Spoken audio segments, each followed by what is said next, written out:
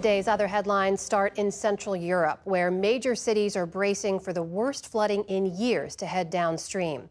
In Budapest, along the Danube, soldiers filled sandbags to keep the river from overflowing its banks. The floodwaters have claimed around 20 lives so far across Central Europe and submerged entire towns. Thousands have been displaced. In Poland, the government has declared a state of natural disaster in the south following heavy rains. In areas where floodwaters have receded, as seen here in the Czech Republic, residents are left to pick up the pieces. The damage will be huge. All is destroyed downstairs. The floors are gone. We are like newlyweds resettling again, but it is not very amusing. Meantime, in northern Portugal, it's a very different scene as thousands of firefighters battle some 100 wildfires that have killed at least 6 people. More than 50 others have been injured. And with no rain in the forecast, national authorities say a fire alert will stay in place until Thursday. The Senate rejected a motion today on whether to consider legislation that would protect in vitro fertilization, or IVF. The final tally was 51 to 44. 60 votes were needed in favor to open debate on the measure. That was the second time such a bill came to the floor this year, and it was widely expected to fail. But it was a chance for Democrats to put Republican lawmakers on the record and draw a contrast between Kamala Harris and Donald Trump on the issue. Majority Leader Chuck Schumer spoke before the vote. Expanding insurance coverage for IVF is not a partisan issue. A survey from Pew Research showed 7 in 10 Americans say access to IVF is a good thing. Just 8% oppose it. 8%. IVF protections came to national prominence earlier this year when the Alabama Supreme Court ruled that frozen embryos can be considered children under state law. Several clinics canceled the treatments. The state's Republican-led legislature then enacted a law to provide legal protections for those providing IVF services.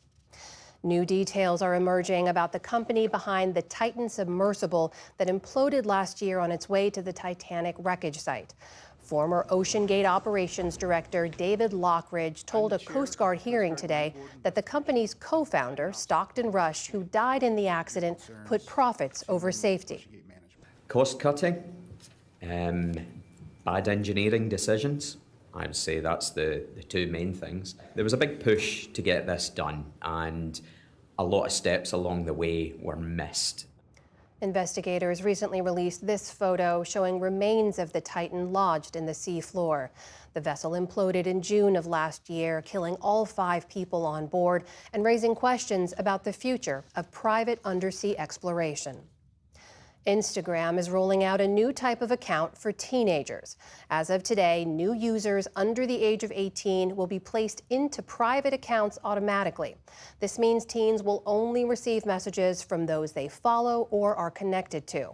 So-called sensitive content, like people promoting cosmetic procedures, will be limited. And teens will be notified if they've been using the app for more than an hour. The new policy comes as Instagram parent company Meta faces dozens of lawsuits that say its social media platforms can be addictive and hurt children's mental health. Wall Street ended with little change today as investors wait for tomorrow's decision by the Federal Reserve on interest rates.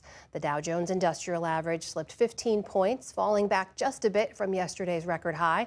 The Nasdaq added around 35 points on the day, and the S&P 500 barely budged, adding just a single point.